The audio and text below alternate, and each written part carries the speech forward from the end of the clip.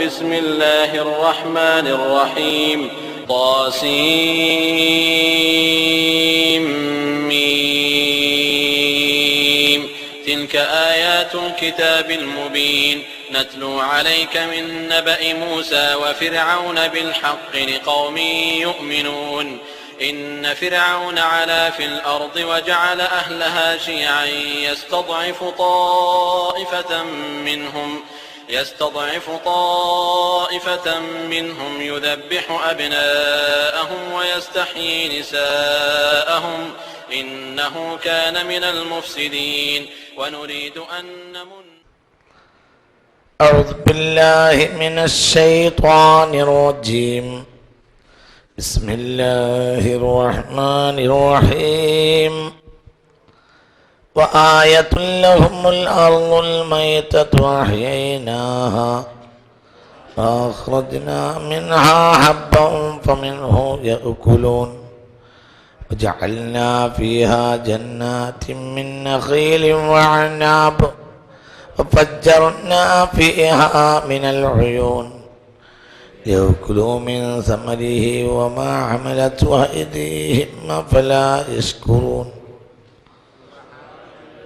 خلق الأزواج كلها مما تنبت الأرض ومن أنفسهم ومما لا يعلمون. അല്ലാഹു സുബ്ഹാനഹു വ തആല അവൻ്റെ മനുഷ്യൻ്റെ മേൽ അവൻ ചെയ്തിട്ടുള്ള കരുണകളെ എടുത്തു പറയുകയാണ്. എന്തിനാണ് ഈ കരുണകൾ എടുത്തു പറയുന്നത്? മനുഷ്യന് ഏറ്റവും വലിയ കരുണയിലേക്ക് അവനെ നടത്താൻ വേണ്ടിയാണ്. ഇതുകൊണ്ട് അല്ലാഹു സുബ്ഹാനഹു വ തആല മനുഷ്യൻ്റെ ചിന്തയെ ഉണർത്തുകയാണ്. എന്തുകൊണ്ടെന്നാൽ ഈ ഫാനിയത്തായ ജീവിതത്തിൽ അല്ലാഹു സുബ്ഹാനഹു വ തആല മനുഷ്യന് ഒരുപാട് ഉപകാരങ്ങൾ ചെയ്തിരിക്കുന്നു. ആ ഉപകാരങ്ങളാണ് ഈ എണ്ണുന്നത്. ഈ ഉപകാരങ്ങളെല്ലാം ഫാനിയത്തായ ഉപകാരങ്ങളാണ് താനും. ഇതൊരിക്കലും നിലനിൽക്കുകയില്ല, ഇവ നശ്വരങ്ങളാണ്. പക്ഷേ ഇതുകൊണ്ട് അല്ലാഹു സുബ്ഹാനഹു വ തആല എന്താണ് ഇവിടെ ഉണർത്തുന്നത്? ഈ ആലാഹുകൾ, ഈ ആയാത്തുകൾ, ഈ ദൃഷ്ടാന്തങ്ങൾ, ഈ അള്ളാഹുവിൻ്റെ കരുണകളെ കുറിച്ച് മനുഷ്യൻ ബോധവാനാകണം. എന്നാൽ അവന് നിത്യമായ കരുണയിലേക്ക് എത്തിച്ചേരാൻ കഴിയും. അതും അള്ളാഹുവിൻ്റെ കരുണയാണ്. അള്ളാഹുവിൻ്റെ ഏറ്റവും വലിയ കരുണ അല്ലാഹു സുബ്ഹാനഹു വ തആല അബ്ദിനെ പടക്കുകയും അബ്ദിന് ബോധം നൽകുകയും ചെയ്യുന്നു എന്നതാണ്. എന്തുകൊണ്ട് തൻ്റെ അബ്ദ് നരകത്തിൽ വരിക എന്നത് അള്ളാഹുവിൻ്റെ താല്പര്യമല്ല. സയ്യിദുനാ മൂസ അലൈഹിസ്സലാത്തു വസ്സലാമിനോട് ചോദിച്ചു, വമർ റബ്ബുക്കുമാ യാ മൂസ, മൂസ ആരാണ് നിങ്ങളുടെ റബ്ബ്, നിന്റെയും ഹാറൂനിന്റെയും? അപ്പോൾ സയ്യിദുനാ മൂസ അലൈഹിസ്സലാം പറയുന്ന മറുപടി ബഹുമാനപ്പെട്ട വിശുദ്ധ ത്വാഹ സൂറത്തിൽ കാണാം. റബ്ബുനല്ലദീ അഅ്താ കുല്ല ശൈഇൻ ഖൽഖഹു സുമ്മ ഹദാ. എൻ്റെ റബ്ബ് ആരെന്നാൽ അഅ്താ കുല്ല ശൈഇൻ ഖൽഖഹു, ഏതൊരു വസ്തുവിനും അതിന് അനുയോജ്യമായ ഒരു സൃഷ്ടിപ്പ് നൽകിയവനാണ്. സുമ്മ ഹദാ, പിന്നെ തന്നെ എന്തിന് ഇவ்விதം പഠിച്ചു എന്ന ബോധം അതിന് നൽകിയവനാണ് അല്ലാഹു. അതുകൊണ്ട് തന്നെ ഏതൊരു വസ്തുവും അള്ളാഹുവിനെ പ്രണമിച്ചു കൊണ്ടിരിക്കുന്നു, അവ അള്ളാഹുവിനെ പ്രകീർത്തിച്ചു കൊണ്ടിരിക്കുന്നു. ഏത് വസ്തുവും വഇൻ മിൻ ശൈഇൻ ഇല്ലാ യുസബ്ബിഹു ബിഹംദിഹി, അള്ളാഹുവിനെ പ്രകീർത്തിക്കാത്ത ഒരു വസ്തുവും ചരാചരങ്ങളിൽ എവിടെയും കാണുക സാധ്യമല്ല. എല്ലാം അള്ളാഹുവിനെ പ്രകീർത്തിച്ചു കൊണ്ടിരിക്കുന്നു. അല്ലാഹു ആരാ? ഒരു വസ്തുവിനെ പടക്കുകയും എന്നിട്ട് സുമ്മ ഹദാ, അള്ളാഹു അതിനെ സൃഷ്ടിച്ച കാര്യത്തെക്കുറിച്ച് അതിന് ബോധം നൽകുകയും ഹിദായത്ത് നൽകുകയും ചെയ്തവനാണ് അള്ളാഹു. ഏതൊരു വസ്തുവിനും അതിന് അനുയോജ്യമായ ഒരു ഹിദായത്ത് അള്ളാഹു തആല നൽകിയിട്ടുണ്ട്. ഇവിടെയുള്ള വിഷയം എന്തെന്നാൽ, എന്നിട്ട് ഇവക്കൊന്നും അള്ളാഹു തആല സ്വർഗം നൽകുന്നില്ല. അള്ളാഹു ഏറ്റവും പ്രധാനമായി ബഹുമാനിച്ച വിഭാഗമാണ് മനുഷ്യൻ. എന്തിനാ മനുഷ്യനെ അല്ലാഹു തആല ഇതൊക്കെ പറഞ്ഞ് ബോധ്യപ്പെടുത്തുന്നത്? ലോകത്തൊരു ജീവിയെയും ഒരു അജീവിയെയും ഒരു ജീവനുള്ളതോ ഇല്ലാത്തതായ ഒന്നിനെയും അള്ളാഹു ചില അനുഗ്രഹങ്ങൾ പറഞ്ഞ് അള്ളാഹു ഓർമ്മപ്പെടുത്തിയ ഒരു ചിത്രം നമ്മൾ കാണുന്നില്ല. എന്നാൽ മനുഷ്യനെ അള്ളാഹു ചെയ്തിട്ടുള്ള നിഅമത്തുകൾ പറഞ്ഞ് അള്ളാഹു തആല ഓർമ്മപ്പെടുത്തുന്നു. എന്തിന്? ഈ പാനീയത്തായ അനുഗ്രഹങ്ങൾ ചെയ്തിട്ടുള്ള അള്ളാഹുവിനെ അബ്ദ് അറിയുകയും ഒരിക്കലും നശിക്കാത്ത ഒരു അനുഗ്രഹത്തിലേക്ക് മനുഷ്യൻ എത്തുകയും വേണം. അള്ളാഹു തആല തൗഫീഖ് തരട്ടെ. അതും അള്ളാഹുവിന്റെ ഏറ്റവും വലിയ അനുഗ്രഹമാണ്. അതാണ് അള്ളാഹുവിന്റെ ഏറ്റവും വലിയ അനുഗ്രഹം. വആയത്തുൽ ലഹുമുൽ അർളുൽ മൈതതു അഹ്യൈനാഹാ വഅഖ്റജ്നാ മിൻഹാ ഹബ്ബൻ ഫമിൻഹു യഅകുലൂൻ. വെള്ളത്തിൽ നിന്ന് പുല്ല് കുടിക്കുന്നുണ്ട്. പക്ഷെ വെള്ളം, പുല്ല്, നിനക്ക് ഞാൻ വെള്ളം തന്ന് നിന്നെ സംരക്ഷിച്ചിട്ടുണ്ട് എന്നൊരു സന്ദേശം പുല്ലിന് അള്ളാഹു നൽകുന്നില്ല. വെള്ളം മൃഗങ്ങൾ കുടിക്കുന്നുണ്ട്. എന്നാൽ മൃഗത്തിന് ഞാനാണ് നിനക്ക് വെള്ളം തന്ന്, നിനക്കാവശ്യമായ മറ്റ് പോഷകങ്ങൾ തന്ന്, നിനക്ക് മേച്ചിൽപ്പുറങ്ങൾ ഉണ്ടാക്കി തന്ന്, നിന്നെ ഞാനാണ് ഇவ்விதം പോറ്റുന്നത് എന്നുള്ളൊരു സന്ദേശം അല്ലാഹു തആല ഒരിക്കലും മൃഗത്തിന് നൽകുന്നില്ല. ഈ ആയത്തുൽ ലഹുമുൽ അർളുൽ മൈതതു അഹ്യിനാഹാ വഅഖ്റജ്നാ മിൻഹാ ഹബ്ബൻ ഫമിൻഹു യഅകുലൂൻ എന്ന് പറഞ്ഞ ഇതിൽ പറയുന്ന നിഅമത്തുകളെല്ലാം മനുഷ്യർ മാത്രം അനുഭവിക്കുന്നതല്ല. ഇവിടെയുള്ള എല്ലാ വസ്തുക്കളും ആ നിഅമത്തുകൾ അനുഭവിക്കുന്നുണ്ട്. പക്ഷേ ആ ജീവികളോടോ വസ്തുക്കളോടോ ഒന്നും അല്ലാഹു തആല ഇவ்விதം പറഞ്ഞുകൊണ്ട് ഓർമ്മപ്പെടുത്തുന്നില്ല. എന്തുകൊണ്ട്? അവർക്കൊന്നും ഫാനിയത്തായ ഹയാത്തിനപ്പുറം ഒന്നുമില്ല. സർമദിയത്തായ ഹയാത്തുള്ള ഒരു ജീവിയേ ഉള്ളൂ. അതാരാണ്? മനുഷ്യനാണ്. അവൻ ഹയാത്തു സർമി, അവന്റെ ജീവിതം സത്യത്തിൽ ഈ ജീവിതമല്ല. ഈ ജീവിതത്തിൽ ചെയ്തു കൊടുത്ത അനുഗ്രഹങ്ങൾ പറയാ, എന്നിട്ട് യഥാർത്ഥ ജീവിതത്തിലേക്ക് അവനെ ക്ഷണിക്കാം. അത് അല്ലാഹുവിന്റെ അനുഗ്രഹമാണ്. മനുഷ്യനെ സംബന്ധിച്ചിടത്തോളം മറ്റുള്ള വസ്തുക്കൾക്ക് ഇതാണ് ജീവിതം, മനുഷ്യനിത് ജീവിതമല്ല. ഖന്തഖിന്റെ കിടങ്ങ് കീറുകയാണ് പുണ്യ റസൂൽ. അപ്പോൾ പറഞ്ഞത് അല്ലാഹുമ്മ ലാ ഐശ ഇല്ലാ ഐശുൽ ആഖിറ ഫാകിരിമിൽ അൻസാറ വൽ മുഹാജിറ. അല്ലാഹുമ്മ ലാ ഐശ ഇല്ലാ ഐശുൽ ആഖിറ. അല്ലാഹുവേ, ആഖിറത്തിന്റെ ജീവിതമല്ലാത്തൊരു ജീവിതം ജീവിതമല്ല.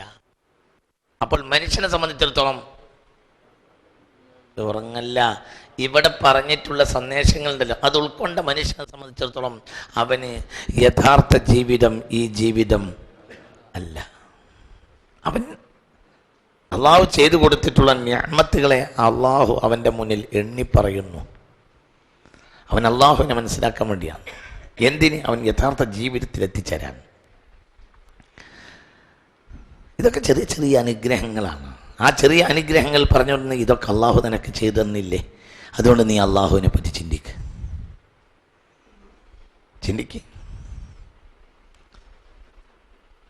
ഇബാദത്തിൽ ഏറ്റവും വലിയ ഇബാദത്ത് അള്ളാഹുവിനെ പറ്റി ചിന്തിക്കലാണ്. ഇവിടെ ഇത് തുടങ്ങിയിട്ട് ഇതുവരെ അള്ളാഹുവിനെ പറ്റി ചിന്തിപ്പിക്കുകയാണ്. ഒരു അമല് ചെയ്യുന്ന ഇതുവരെയായിട്ട് ഈ സൂറത്ത് തുടങ്ങിയിട്ട് പ്രത്യക്ഷമായ ഖുർആൻ നമ്മളോട് പറഞ്ഞിട്ടില്ല. ഇത് ഖൽബുൽ ഖുർആനാണ്. ഇന്ന ലികുല്ലി ശൈഇൻ ഖൽബൻ വഖൽബുൽ ഖുർആനി സൂറത്തു യാസീൻ. ഏതൊന്നിനും ഹൃദയമുണ്ട്, ഖുർആന്റെ ഹൃദയം യാസീൻ. എന്നിട്ട് ഈ യാസീൻ ഇതുവരെ തുടങ്ങിയിട്ട് എത്രയോ ആയത്ത് കഴിഞ്ഞു, എത്രയോ ക്ലാസ് കഴിഞ്ഞു. ഒരു ആയത്തിൽ പോലും നിങ്ങൾ ഇന്നാലിനെ അമൽ ചെയ്യ് എന്ന് അള്ളാഹു നമ്മളോട് പറയണില്ല. പിന്നെ അള്ളാഹു ചെയ്യുന്നത് മനുഷ്യ, നീ എൻ്റെ ദാക്കിറാക്, നീ എന്നെ പറ്റി ഓർമ്മിക്ക്, ഇതൊക്കെ ഞാനാണ് നിനക്ക് ചെയ്തു തന്നിട്ടുള്ളത് എന്ന് നീ ഓർമ്മിക്ക് എന്ന് പറയാണ്. അതാണ് അമലും. ചിന്തിക്ക്. ആബിദ് ദാക്കിറായില്ല എങ്കിൽ ആബിദ് പിന്നെ അജുവഫാണ്, ഉള്ളു പൊള്ളയാണ്. ദാക്കിറാകുമ്പോഴെല്ലാം ആബിദുമാണ്. അവൻ അള്ളാഹിൻ്റെ പൊരുത്തത്തിലാണ്. അള്ളാഹു തൗഫീഖ് തരട്ടെ. ദാക്കിർ എന്ന് പറഞ്ഞാൽ നാവിൻ്റെതല്ല, അള്ളാഹുവിനെ പറ്റി ചിന്തിക്കുന്നവൻ. ചിന്തിക്ക്. പുണ്യ നബിയോട് ചോദിക്കപ്പെട്ടു, മൻ അഅ്ബദുന്നാസ്, ഏറ്റവും ഇബാദത്തുള്ള ആൾ ആരാണ്? ഫഖാല, അപ്പോൾ പറഞ്ഞു അൽ ആഖിലു, ഹബീബ നബി പറഞ്ഞു അൽ ആഖിലു, ബുദ്ധിയെ നേരായ വഴിക്ക് തിരിക്കുന്നവനാണ് സത്യത്തിൽ ഏറ്റവും വലിയ ആരാധിക്കുന്നവൻ. നിങ്ങൾ നോക്കി, ഒരു ദിവസം കൊണ്ടല്ലേ ഭൂമിയിൽ ഉറവ പൊട്ടിയത്?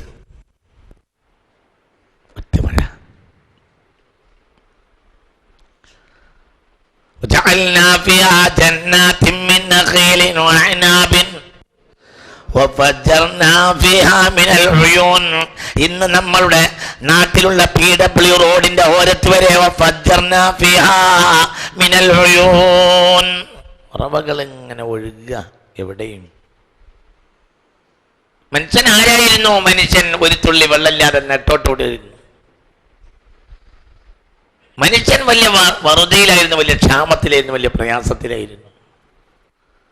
ഈ കൊല്ലം അള്ളാഹു മനുഷ്യന്റെ കണക്കുകളൊക്കെ തെറ്റിച്ചു.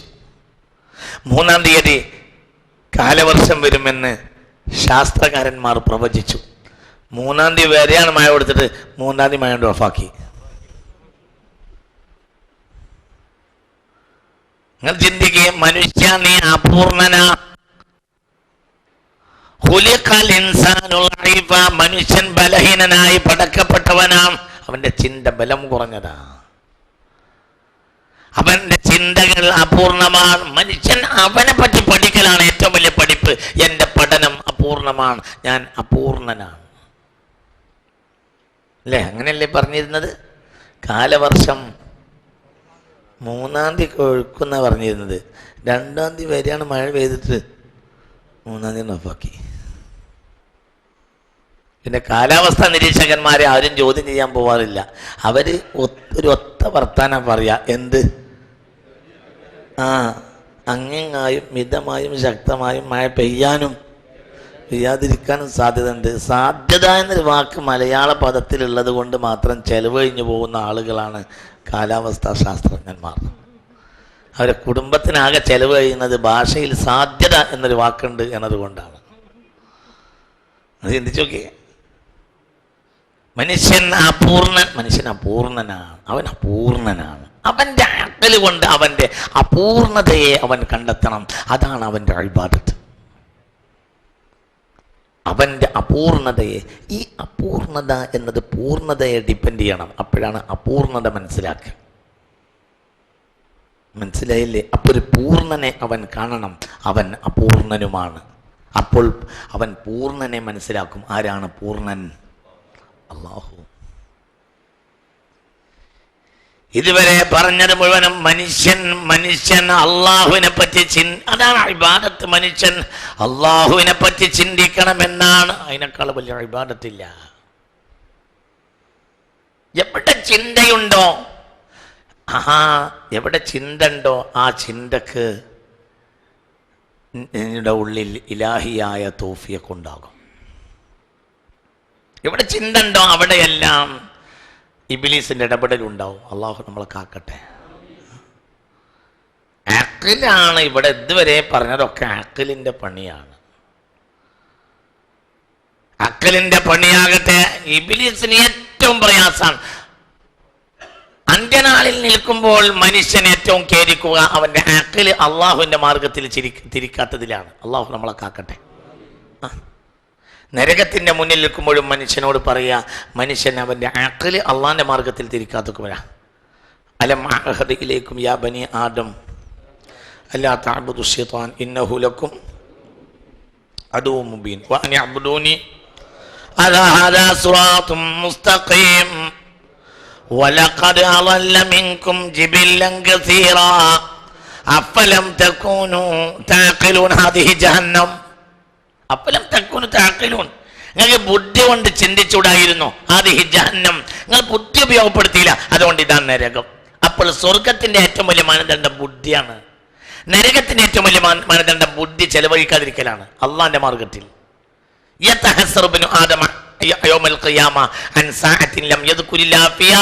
അള്ളാന്റെ ചിന്തയിലല്ലാതെ ഒരു മണിക്കൂർ ഒരാളിൽ കഴിഞ്ഞു പോയിട്ടുണ്ടെങ്കിൽ ആ സമയത്തെ കുറിച്ച് മാത്രമേ മുഅ്മിൻ പോലും ഖേദിക്കുകയുള്ളൂ എന്ന് പുണ്യ റസൂൽ.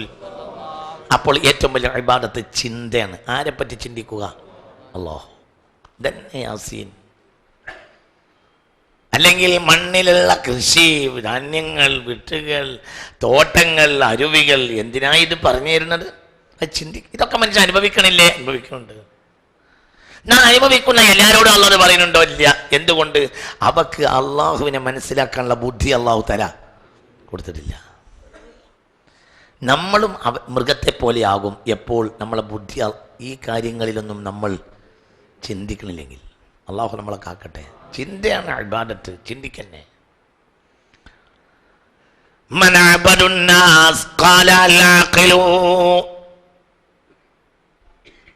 ഏറ്റവും വലിയ ഇബാദത്തുകാരൻ ആഖിലാണ് എന്ന് പുണ്യ റസൂൽ. അതുകൊണ്ട് ആഖിലുള്ള ആളോട് ശൈത്താന് ഭയങ്കര ദേഷ്യമായിരിക്കും, ആഖിലുള്ള ആളോട് ശൈത്താന് ഭയങ്കര ഇഷ്ടമായിരിക്കും.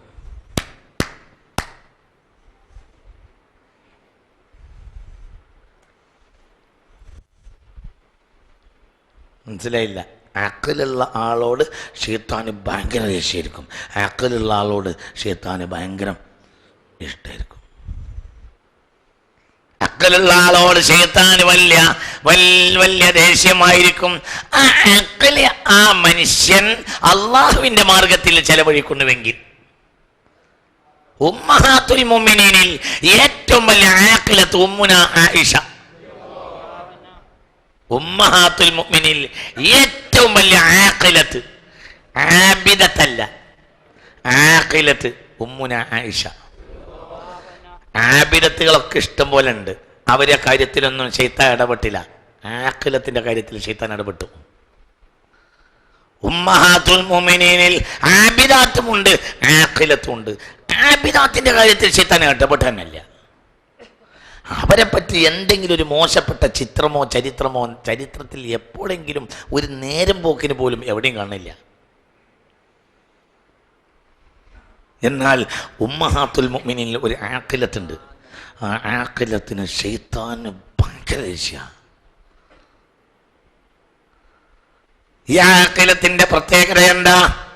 പുണ്യ റസൂൽ സല്ലല്ലാഹു അലൈഹി വസല്ലമയുടെ ശരീരം എൻ്റെ ശരീരവുമായി ലൈസ ബൈനനാ ഹായിലുൻ, ഞങ്ങൾക്കിടയിൽ ഒരു മറയില്ലാതെ ഞാനും പുണ്യനബിയുടെ ശരീരവും ഇങ്ങനെ ഒട്ടിച്ചേർന്ന് നിൽക്കുന്ന സമയത്ത് പോലും ജിബ്രീൽ, റസൂലുള്ളാഹിന്റെ അടുത്ത് ജിബ്രീൽ വരാറുണ്ടായിരുന്നു ഉമ്മുന ആയിഷ.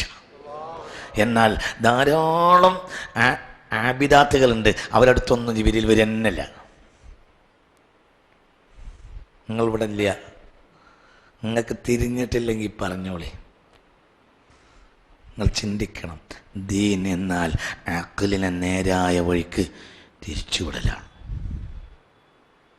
അതാണ് ഈ പറയണമൊക്കെ. നിങ്ങൾക്ക് മനസ്സിലായില്ല? ദീൻ എന്നാൽ അഖ്ലിനെ നേരായ വഴിക്ക് തിരിച്ചുവിടലാണ്. പുറു ദിക്റ് അല്ലല്ല. പുറു ആർക്കും ചെല്ല. മോശമാണെന്നുമല്ല, നല്ലതാണെന്നൊന്നുമല്ല. ഞാൻ അതിൻ്റെ പേരിലൊരു വിവാദം ഉണ്ടാക്കണ്ട, പ്രശ്നമാക്കാൻ വേണ്ടി പറയല്ല. പക്ഷെ അതൊക്കെ ഒന്നുമല്ല. നിങ്ങൾക്ക് പറഞ്ഞത് മനസ്സിലായോ? ഉമ്മഹാത്തുൽ മുഅ്മിനീങ്ങളെ കൂട്ടത്തിൽ ഒരു ആഖിലത്തുണ്ട്, അത് ഉമ്മുന ആയിഷ. മര്യാദക്ക് നിൽക്കാൻ മനസ്സിലാ. ആരാണ് ഉമ്മുന ആയിഷ റളിയല്ലാഹു അൻഹാ? ഉമ്മുന ആയിഷ റളിയല്ലാഹു അൻഹാ എന്നെ അവരുടെ കാര്യം എന്ന് പറഞ്ഞാൽ ഭയങ്കരമാണ്. സയ്യിദ്ന ജിബ്രീൽ പട്ടിൽ പൊതിഞ്ഞിട്ടാണ് കൊണ്ടുവന്നിട്ട് അവരെ രൂപം ഹബീബ റസൂലുള്ളാഹി കാണിച്ചു കൊടുത്തത്. നിങ്ങളെ ഭാര്യയാണ്. വേറെയും കുറേ ഭാര്യമാരുണ്ടായിരുന്നു, അവരൊന്നും ഹബീബ റസൂലുള്ളാഹി അങ്ങനെ കാണിച്ചു കൊടുത്തില്ല. നിങ്ങൾക്ക് പറഞ്ഞത് മനസ്സിലായോ? വളരെ നമ്മൾ ചിന്തിക്കണം. ഈ ആളെ കാര്യത്തിലാണ് റസൂലുള്ളാഹിക്ക് ഏറ്റവും കൂടുതൽ റസൂലുള്ളാഹിക്ക് രോഗം വരുമ്പോൾ വന്ന സന്ദർഭത്തിൽ വരെ ചോദിക്കും, നാളെ ഞാൻ എവിടെ ഇരിക്കും? എല്ലാവർക്കും തിരിയും. ആ പറഞ്ഞതിൻ്റെ അർത്ഥം ആയിഷയുടെ ദിവസം എന്നാണ് അന്വേഷിക്കണം. മനസ്സിലായില്ല? അതുകൊണ്ട് ചില ഉമ്മുൽ മുഅ്മിന ഉമ്മഹാത്തുൽ മുഅ്മിനീങ്ങൾ എന്ത് ചെയ്ത് അവരെ ദിവസത്തെ വഹബത്തിൽ ആയിഷ ആർക്ക് കൊടുത്ത്? ആയിഷ കൊടുത്ത്. ആയിഷാൻ്റെ അടുത്ത് താമസിക്കാൻ റസൂലുള്ളാഹിക്ക് ഭയങ്കര ഇഷ്ടമാണ്. എന്നാൽ സൗന്ദര്യമല്ല, സൗന്ദര്യ റാണിമാരെ കൂട്ടത്തിൽ സൈനബ് ബിൻത് ജഹ്ഷൊക്കെ ഭാഗ്യസുന്ദരിയല്ലേ? ഭയങ്കര സുന്ദരിയായ പെണ്ണായത് കൊണ്ടല്ലേ ഓറിയന്റലിസ്റ്റുകൾ എന്തൊക്കെയാണ് സൈനബയെ കല്യാണം കഴിച്ചപ്പോൾ റസൂലുള്ളാഹിന്റെ മേൽ പറഞ്ഞുണ്ടാക്കിയത്? നിങ്ങൾ ഇവിടെ ഇരിക്കണം, എന്നിട്ട് ഇത് തുറക്കണം. മനസ്സിലായില്ല? സൈനബ് ബിൻത് ജഹ്ഷ് റസൂലുള്ളാഹിയുടെ ഭാര്യ, ഭയങ്കര സുന്ദരിയാ. ആരുടെ ഭാര്യ ആയിരുന്നു? സെയ്ദിൻ്റെ ഭാര്യയായിരുന്നു റളിയല്ലാഹു അൻഹു. പിന്നെ സെയ്ദ് റളിയല്ലാഹുവിനെ തൊലാഖയിലിട്ട് ആര് കല്യാണം കഴിച്ച്? മുസ്തഫ റസൂലുള്ള. അതിൻ്റെ പേരിൽ വളർത്തുപുത്രൻ്റെ മകനെ ഭാര്യയെ കല്യാണം കഴിച്ച് ആകൃഷ്ടയായി ഇങ്ങനെയാണ് തോന്നിയ എന്തൊക്കെയാ പറഞ്ഞ റസൂലുള്ളാഹിനെ പറ്റി സ്വല്ലല്ലാഹു അലൈഹി വസല്ലം. മനസ്സിലായില്ലേ? അതിസുന്ദരിയായ പെണ്ണാണ് സൈനബ് ബിന്ത് ജഹ്ഷ്. അതാണ് ഇവരുമുള്ള പ്രശ്നം. രാജകുമാരിയെ പോലത്തെ പെണ്ണാണ് സൈനബ് ബിന്ത് ജഹ്ഷ്. സെയ്ദ് ഒരു സാധാരണക്കാരനായ കൂലിത്തൊഴിലാളിയുടെ സ്ഥാനത്തുള്ള ആളാണ്. അപ്പം അവർ തമ്മിൽ കഫാത്ത് ശരിയാവില്ല. അതുകൊണ്ട് സൈനബ് എനിക്ക് ശരിയാവില്ല എന്ന് സെയ്ദും വന്ന് പറയും, സെയ്ദിന് എനിക്ക് ശരിയാവില്ല എന്ന് ആരും നബിയോട് പറയും.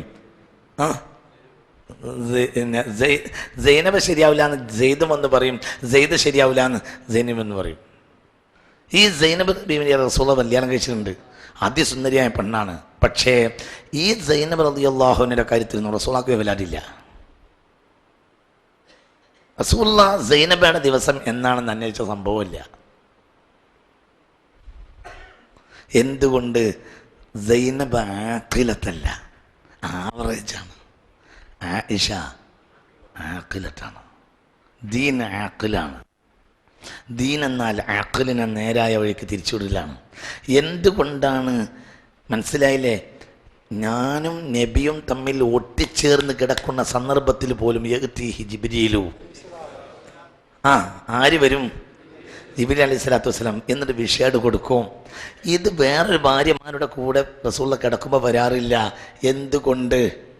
എന്തുകൊണ്ട്? ജിബ്രീൽ അലൈഹി സ്വലാത്തു വസ്സലാം വന്നാൽ അതിൻ്റെ കൃത്യമായി ഒപ്പിയെടുത്ത് ലോകത്തിന് കൊടുക്കാൻ ആർക്കേ കഴിയൂ? ആയിഷക്കേ കഴിയുള്ളൂ. അതുകൊണ്ട് ചിന്തിക്കണം. അതുകൊണ്ട് തന്നെ ഉമ്മഹാത്തുൽ മുഅ്മിനീങ്ങളെ കാര്യത്തിൽ ഒരാളെയും മുനാഫിഖീങ്ങൾ പിടികൂടിയില്ല. ആരെ പിടികൂടി? കാരണം ആയിഷ ദീനാണ്, ആയിഷ ആഖിലത്താണ്. യഥാർത്ഥത്തിൽ ദീൻ എന്നാൽ ആഖിലിനെ ചെലവഴിക്കലാണ്. അതാണ് ഈ പറഞ്ഞതൊക്കെ. അല്ലാതെ നമ്മളോട് കൃഷി ചെയ്യാനോ മറ്റോ ഒന്നല്ല പറയുന്നത്. അതൊക്കെ വേറെ വിഷയമാണ്. പരിസ്ഥിതി സംവരണം ഒക്കെ നല്ലതാണ്. പക്ഷെ ഈ ദുനിയാവ് നശിക്കാനൊരു ഡേറ്റ് ഉണ്ട്. അന്നത് നശിച്ചു, നിങ്ങൾ പുറത്ത് പറയണ്ട. മനസ്സിലായില്ല? ഇതൊന്നുമല്ല പറയുന്നത്. ഇവിടെ പറയുന്നത് നിങ്ങൾ പുറത്ത് പറയണ്ട. ഇത് നമ്മൾ തമ്മിലുള്ള സ്വകാര്യമാണ്. പരിസ്ഥിതിയൊക്കെ നല്ലത് തന്നെ, അൽഹംദുലില്ലാ. പക്ഷെ ഇത് നാശാകാനൊരു ഡേറ്റ് ഉണ്ട്, അന്നത് നശിച്ചു. അതൊന്നല്ല ഇപ്പം പറയണത്. ഈ പറയുന്നത് അല്ലാഹു സുബ്ഹാനഹു വ തആല പ്രകൃതിയിൽ ചെയ്തുകൊണ്ടിരിക്കുന്ന ഈ അനുഗ്രഹത്തിൽ നിന്ന് മനുഷ്യൻ ചിന്തിക്കണം. അള്ളാഹുവിൻ്റെ കഴിവും തൻ്റെ കഴിവ് കേടും ചിന്തിക്ക്. അതല്ലേ അതാണ് ഭയങ്കരമായിട്ട് ചിന്തിക്കണം. ആക്കലിനെ ശൈത്താന് ഭയങ്കര ദേഷ്യമായിരിക്കും. ആ ആക്കല് അള്ളാഹിൻ്റെ മാർഗത്തിലായാൽ. എന്നാൽ ആക്കിലിനെ ശൈത്താന് ഭയങ്കര ഇഷ്ടമായിരിക്കും. ആക്കിലാണ് ചാൾസ് ഡാർവിൻ. ശൈത്താന് ഭയങ്കര ഇഷ്ടമാണ്. ലോകത്ത് 30 ദജ്ജാലുകൾ വന്നാലേ മസീഹ് ദജ്ജാൽ വരൂ. ഒരു ദജ്ജാൽ ചാൾസ് ഡാർവിനാണ്. ഒരു ദജ്ജാൽ കാറൽ മാക്സാണ്. അവരൊക്കെ ബുദ്ധിമാന്മാരുമാണ്. അവരൊക്കെ ഇസ്തഹബദ അലൈഹിമു ശൈത്താൻ. അവരെ ആര് സ്വാധീനിച്ചു? ശൈത്താൻ സ്വാധീനിച്ചാണ്. 30 ദജ്ജാലുകൾ വന്നിട്ടേ മസീഹു ദജ്ജാൽ വരൂ. 30 ദജ്ജാലുകൾ വരാനുണ്ട്. അതിൽ ഒരു ദജ്ജാലാണ് ആര്? Charles Darwin. അവൻ പറഞ്ഞത് എന്താ?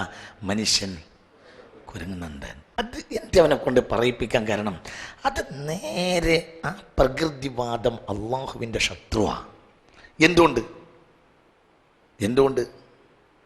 എൻ്റെ ഇവൻ കുരങ്ങിൽ നിന്നാണ് മനുഷ്യനുണ്ടായി എന്ന് പറയാൻ കാരണം അത് ബുദ്ധിയാണ്.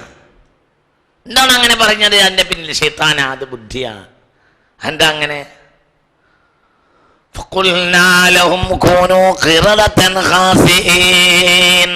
നിന്യജീവി എന്ന് ഖുർആൻ പറഞ്ഞ ഒരു ജീവി കുരങ്ങാണ്. നായെ പോലും നിന്യജീവി എന്ന് ഖുർആൻ പറഞ്ഞിട്ടില്ല. കുരങ്ങിൽ നിന്ന് മനുഷ്യണ്ടായി എന്ന് പറയുമ്പോൾ അള്ളാഹുവിൻ്റെ സ്റ്റേറ്റ്മെൻറ്റ് അട്ടിമറിയും. അള്ളാഹുവിൻ്റെ സ്റ്റേറ്റ്മെൻറ്റ് വലഖദ് കറംനാ ബനി ആദം എന്നാണ്. കൃത്യമാണ്. ഒരിക്കലും ഇത് നമ്മൾ യോജിക്കൂല. ഏത് കുട്ടി നായ എന്ന് പറയുകയാണെങ്കിലും നായ മഹ്മൂദായ സ്ഥലമുണ്ട്. وكلبهم باسط ذراعيه بالوصيد لو اطلعت عليهم لوليت منهم فرارا وكذلك وكلبهم എന്താണ് يقولون سبعة خمسة وسادسهم كلبهم ويقولون سبعة وثامنهم كلبهم قل ربي أعلم بعدتهم ما يعلم إلا قليل فلا تمار فيهم إلا مراء ظاهرا ولا تستفت فيهم أحدا. മനുഷ്യന്മാരെ കൂട്ടത്തിലേക്ക് നായ എണ്ണീട്ടുണ്ട്. 5 ആറാമത്തത് നായാണ്. അപ്പം ഈ ആറാമത്തത് എന്ന് പറഞ്ഞത് ആരെ കൂട്ടി? നായനെ കൂട്ടി. മനുഷ്യന്മാരെ കൂട്ടത്തിലേക്ക് നായനെ കൂട്ടി എണ്ണീട്ടുണ്ട്. നായ സാധനം മുകളിലുള്ള നെസ്സാണെങ്കിലും അതിനെ മഹ്മൂദ് എന്ന് പറഞ്ഞ സ്ഥലമുണ്ട്. അതിസത്തിൽ നായുണ്ട്, സ്വർഗത്തിൽ കുരങ്ങില്ല. അശറത്ത് മിനൽ ഹയവാനാത്തി തദ്ഖുലുൽ ജന്ന, 10 ജീവിതകൾ സ്വർഗത്തിൽ കിടക്കും. ഒന്ന് ഫീൽ, ഒന്ന് നംലത്ത് സുലൈമാൻ, സുലൈമാൻ നബിയെ ചിരിപ്പിച്ച ഉറുമ്പാണ്.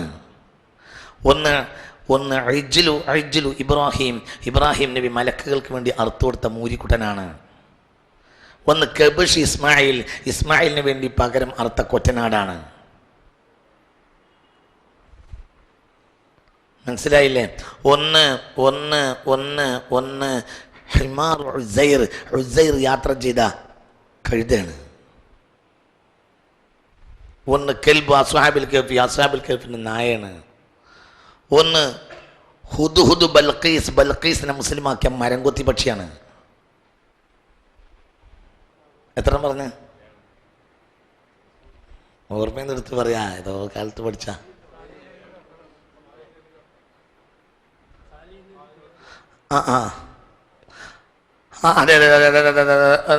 അതെ നാഖത്തു സാലിഹ് നബിയുടെ ഒട്ടകം. പിന്നെ ഹബീബ നബി സല്ലല്ലാഹു അലൈഹി വസല്ലം ഹിജ്റ വന്ന ഒട്ടകം, മുസ്തഫ റസൂലുള്ളാഹി ഹിജ്റ വന്ന ഒട്ടകം സ്വർഗത്തിലാണ്. എത്ര 50 ഇനിയുണ്ട്.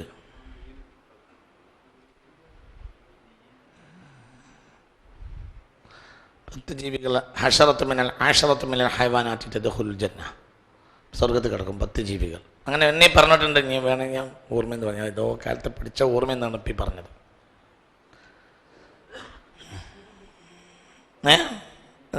അതിൻ്റെ ഓർമ്മയിലില്ല. ഞാൻ യൂനിസിന് അതിൻ്റെ ഓർമ്മയിലില്ല. എൻ്റെ ഓർമ്മയിലില്ല. ഉണ്ടാവാം, ഞാൻ നോക്കട്ടെ. ഉണ്ടാവാം. സുലൈമാൻ നബിയെ പറഞ്ഞ് അല്ലേ, ഇബ്രാഹിം നബിയെ പറഞ്ഞ് അല്ലേ, ഇസ്മായിൽ നബിയെ പറഞ്ഞ്, പിന്നെ സാലിഹ് നബിയെ പറഞ്ഞ്, പിന്നെ ബിൽഖീസിനെ പറഞ്ഞ്,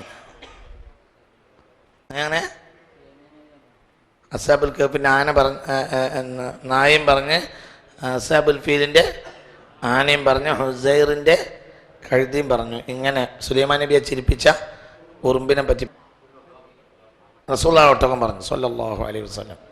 10 9 10 ആയിക്കോട്ടെ. ഉണ്ടെങ്കിൽ ഞാൻ നോക്കിക്കോളാം. നിങ്ങൾ ബേജാറാണ്. അടുത്ത ആഴ്ച പറഞ്ഞുതരാം. ഏതായാലും ഈ കൂട്ടത്തിലൊന്നും ആരില്ല, കുരങ്ങില്ല. ഇതിൻ്റെ പിന്നിൽ ഭയങ്കരമാണ്. മാത്രമല്ല ഇതിൻ്റെ പിന്നിൽ വലിയ ചിന്തയുണ്ട്. ലോക ചരിത്രത്തിൽ പ്രകൃതിവാദികൾ ഒരിക്കലും ലോകത്ത് മാന്യമായി ജീവിച്ചിട്ടില്ല. മാന്യത അവരുടെ മുദ്രയല്ല. എന്നാൽ പ്രവാചകര സമൂഹം ഒരു കാലത്ത് മാന്യത വിട്ട് പെരുമാറിയിട്ടില്ല. പട്ടിണി കിടന്നിട്ട് ദിവസങ്ങളോളം പട്ടിണി കിടന്ന് കഷ്ടപ്പെട്ടിട്ട്, ഭക്ഷണം കഴിക്കാനില്ലാത്ത കഷ്ടപ്പെട്ടിട്ട് പോലും ഭക്ഷണം തേടിയോ കൊള്ള ചെയ്യാൻ വേണ്ടിയോ ഒരു ജനത, ഒരു ചെറിയ പട പോലും മദീനയുടെ കവാടം വിട്ട് ലോക ചരിത്രത്തിൽ ഇന്ന് വരെ ഇറങ്ങിയിട്ടില്ല. അത് മീസത്തും ഉമ്മത്തി മുഹമ്മദിൻ സല്ലല്ലാഹു അലൈഹി വസല്ലം. എന്നാൽ പടിഞ്ഞാറുകാർ ലോകത്തെ കൊള്ള ചെയ്യാൻ വേണ്ടിയല്ലാതെ ഒരു യാത്ര അന്ന് മുതൽ ഇന്ന് വരെ നടത്തിയിട്ടില്ല. മൃഗങ്ങളുടെ കൂട്ടത്തിൽ മനുഷ്യനെ ഏറ്റവും കൊള്ള ചെയ്യുന്ന ജീവി കുരങ്ങാണ്. മനസ്സിലായില്ല? അതിൽ നിന്നാണ് കുരങ്ങുണ്ടാവും. മനുഷ്യണ്ടാവുമ്പോൾ സ്വാഭാവികമായി അവർ ഇന്ന് ചെയ്യുന്ന കൊള്ളയടിക്ക് ധാർമ്മികമായ പരിവേഷം ഉണ്ടാവും. വളരെ ഡീപ്പാണ് അവരുടെ ചിന്ത. എൻ്റെ പിന്നിൽ ശൈത്താനാണ്. നിങ്ങൾ പടില്ല. നിങ്ങൾ ഒരു പാക്ക് ബിസ്ക്കറ്റും കൊണ്ട് താമരശ്ശേരി ചുരത്തുമ്പോൾ പോയി നിൽക്കുക. മനസ്സിലായില്ല. നിങ്ങൾ ഒരു പാക്കറ്റ് ബിസ്ക്കറ്റും കൊണ്ട് ഒരു പശുവിൻ്റെ കൂട്ടത്തിൽ പോയി എന്നാൽ ഒന്നും ഉണ്ടാവില്ല. ആനൻ്റെ കൂട്ടത്തിൽ പോയാൽ ഒന്നും ഉണ്ടാവില്ല. പോത്തുകളെ കൂട്ടത്തിൽ പോയാൽ ഒന്നും ഉണ്ടാവില്ല. ആടുകളെ കൂട്ടത്തിൽ പോയാൽ ഒന്നും ഉണ്ടാവില്ല. കോഴികളെ കൂട്ടത്തിൽ പോയാൽ ഒന്നും ഉണ്ടാവില്ല. നേരെ മറിച്ച് നിങ്ങളൊരു പാക്ക് ബിസ്ക്കറ്റും കൊണ്ട് താമരശ്ശേരി ചുരത്തും പോയി നിന്നാൽ നിങ്ങൾ അങ്ങോട്ട് നോക്കിയാൽ ഇവിടുന്ന് വെക്കും, നിങ്ങൾ ഇങ്ങോട്ട് നോക്കിയാൽ ഇവിടുന്ന് വെക്കും. നിങ്ങൾ എത്ര കണ്ണിങ് ആയാലും വേണ്ടില്ല, നിങ്ങൾ പിന്നെ ആ മരത്തിൻ്റെ കൊമ്പത്ത് മറ്റോ ഇങ്ങനെ പല്ലുകളിച്ച് കാട്ടി സാധനം തിന്നതാണ്. ഇത്ര ഈ ഫാസ്റ്റായി കക്കാൻ കഴിയുന്നൊരു ജീവി കുരങ്ങിനെ പോലെ ഇല്ല. യൂറോപ്യന്മാർ ലോകത്ത് മോഷണത്തിന് വേണ്ടി അല്ലാത്തൊരു യാത്ര നടത്തിയിട്ടില്ല. കൊള്ളയാണ് അവരുടെ ലക്ഷ്യം. നിങ്ങൾക്ക് പറഞ്ഞത് മനസ്സിലായോ? ലോകത്തെ ഏറ്റവും കൂടുതൽ ഫാസ്റ്റായി കൊള്ള ചെയ്യാൻ കഴിയുന്ന മൃഗം കുരങ്ങാണ്. അതുകൊണ്ടാണ് അത് നീചജീവി എന്ന് ഖുർആൻ പറഞ്ഞത്. നായയെ നീചൻ എന്ന് ഖുർആൻ പറഞ്ഞിട്ടില്ല, കുരങ്ങിനെ നീചൻ എന്ന് പറഞ്ഞു. ഖുൽനാ ലഹും കൂനൂ ഖിറദതൻ ഖാസിഈൻ, നിന്യരായ കുരങ്ങായി മാറൂ എന്ന് വെള്ളിയാഴ്ച ആരാധന, പ്രധാന ആരാധന മുടങ്ങിപ്പോയ അസ്ഹാബ് സബത്തിന്റെ വക്താക്കളോട് സയ്യിദ്നാ ദാവൂദിന്റെ കാലത്ത് അള്ളാഹു പറഞ്ഞു എന്ന് സൂറത്തുൽ അറാഫിൽ കാണാം. ഖുൽനാ ലഹും കൂനൂ ഖിറദതൻ ഖാസിഈൻ. ഇത് വളരെ ആഴമുള്ള ഒരു ചിന്തയാണ്. ഈ ചിന്തക്ക് ബുദ്ധിപരമായ പരിവേഷം നടത്തുകയാണ് ഒറിജിൻ ഓഫ് സ്പീഷീസിലൂടെ ചാൾസ് ഡാർവിൻ ചെയ്തിട്ടുള്ളത്. അതുകൊണ്ട് എന്തുണ്ടായി എന്നറിയോ? മനുഷ്യന് ഒരാളെ മറ്റൊരാളുടെ മേൽ അല്ലെങ്കിലും അതിജീവനത്തിൻ്റെതാണ്, മനസ്സിലായില്ല, അതിജീവനത്തിൻ്റെതാണ്. പരസ്പരം ഓരോ വർഗങ്ങൾ നഷ്ടപ്പെടുകയും പുതിയ പുതിയ പരിണാമങ്ങൾ ഉണ്ടാവാനുള്ള അടിസ്ഥാന കാരണം അതിജീവനത്തിൻ്റെതാണ് എന്നാണ് ചാൾസ് ഡാർവിൻ പറഞ്ഞത്. ചില ജീവികൾക്ക് മറ്റു ജീവികളെ മുന്നിൽ പിടിച്ചെടുക്കാൻ കഴിയാതെ ആയപ്പോൾ ചത്തൊടുങ്ങിപ്പോയി എന്നാണ്. നിങ്ങൾ ചിന്തിക്കുക, അതൊക്കെ ധാർമ്മികതക്കെതിരാണ്.